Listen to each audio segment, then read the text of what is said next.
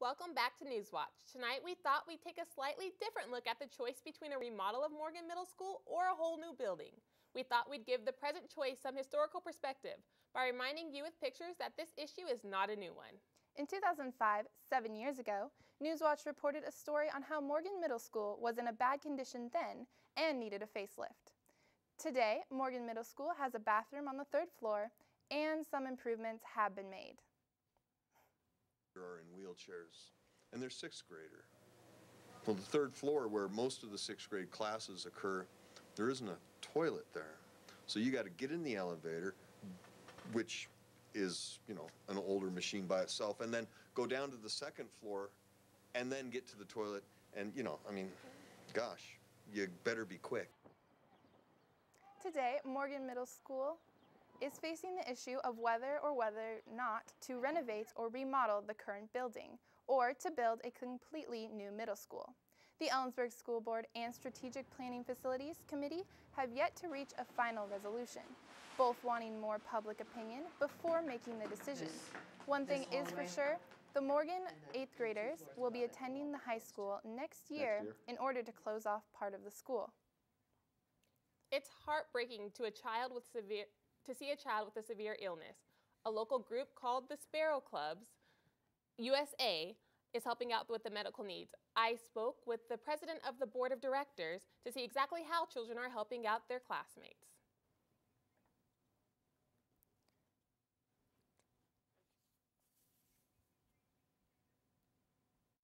Sparrow Clubs USA is an organization with the goal of helping kids help kids in medical need.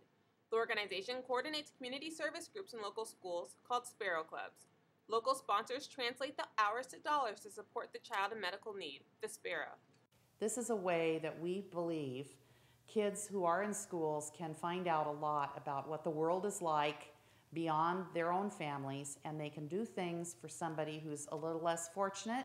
7-year-old Ryan Thurman is a student at Valley View Elementary and the Sparrow supported by Lincoln Elementary School students.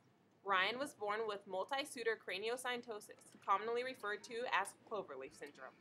Doctors have also given Ryan an umbrella diagnosis of hypotonic cerebral palsy. In saying this, Ryan is unable to talk or walk. Ryan's physical mobilities are becoming a greater challenge to her parents as she grows. Sparrow Clubs hope to provide her family with a wheelchair van. 7-year-old Maddie Leaders is both a student and the Sparrow at Valley View Elementary School. Doctors diagnosed Maddie with osteosarcoma, a type of bone cancer, in 2011.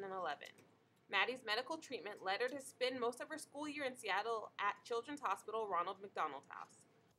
I stand in front of Valley View Elementary School and where both Ryan and Maddie attend. Students here are going beyond the call of duty to make sure that their classmates get the medical support that they need. Though these children thoroughly enjoy recess, they are not just about fun and games. When the recess bell rings and homework is over, the students at both Valley View and Lincoln Elementary Schools get busy with community service. This all to support their sparrows. That's one of the big goals of Sparrow Clubs, to raise the compassion and to give kids opportunities for community service and to be a part of making the world a better place. We mentioned a little bit ago in our newscast about how things were some years ago in Morgan Middle School. Well, we took a look at our news archives and found another interesting item. In this month of May, 5 years ago, an alarming number of elderly people drove straight into buildings. Back in 2007, it caused many in Ellensburg to wonder what was going on with our seniors. But don't worry, Ellensburg Police Captain Dan Hansberry says that it's not a sign of things to come, it's just a statistical oddity. Sometimes things happen in bunches, says Hansberry. Hansberry also says the elderly aren't the ones we should be concerned about. The younger generation is much more at risk. Driving instructor Angela Erickson of Central Washington Driving School adds that when elderly persons need to retest, they're usually successful.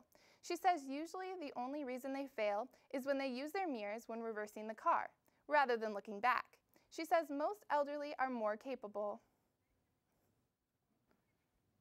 A new event will be keeping 25 local businesses' doors open late on Wednesday. The Ellensburg Downtown Association will be hosting Wildcat Appreciation Night, so local businesses can give thanks to Central students. Wildcats will receive more than discounts. They will also gain a stronger tie to the community. Information about this upcoming event is available at ellensburgdowntown.org. A new location is not the only change Ellensburg Wineworks is undergoing. Customers can soon expect new services to be added to their wine selection and tastings. Newswatch reporter Hannah Dahl has more on when the store will be completed and when new experiences Wineworks will offer.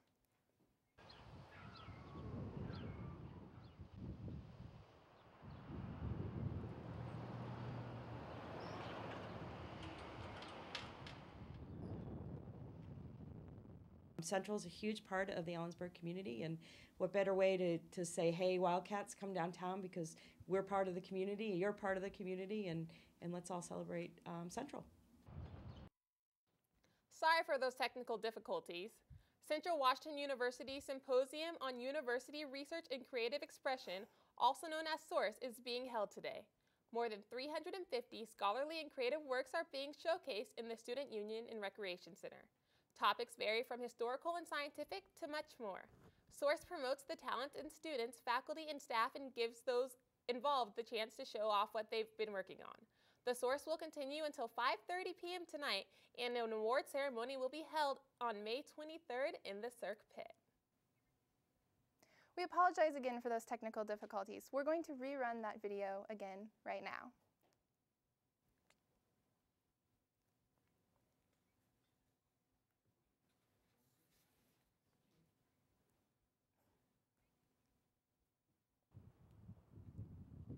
Previously offering a large selection of wines and wine tasting, Ellensburg Wineworks will soon offer a very different type of store. Ellensburg Wineworks began their soft opening with wine for sale and wine tastings offered Fridays and Saturdays. Ellensburg resident Mikkel Hansen has visited the new location on 115 East 4th Avenue that will offer a restaurant-style atmosphere once construction is complete. The old one, I feel, it was kind of hidden off the road, like not a lot of people knew about it. This new one, I think it's going to be a greater audience for them. And also inside, it's a lot bigger. I like that it's more open. It has a greater atmosphere to it. For wine drinkers like Mikkel Hansen, this new location will offer a wide selection of both domestic and international wines. Beer and wine will line the walls with 3 of each on tap. Not only will residents have the chance to buy wines from all around the world, but a specialty deli will offer artisan cheeses, meats, and olives. So the uniqueness is we're a wine tasting room for wineries, we're a bar, we're a restaurant, we're a shopping experience, retailer of other items, deli, so we are going to be selling our cheeses and meats to go. They are currently looking into a tapas-style food selection with light bites, a field green salad, and sandwich selections. I think it's great that they're offering kind of a soft opening so you can still go in and check out the products they have and see how the new store is coming along. Ellensburg Wineworks will continue the soft opening until the store has their grand opening in late June. Reporting for Newswatch, I'm Hannah Dahl. Coming up on Newswatch, Kim Fairbanks is live in the Weather Center with your forecast. Will the 90-degree weather we saw earlier this week return? Newswatch will be right back.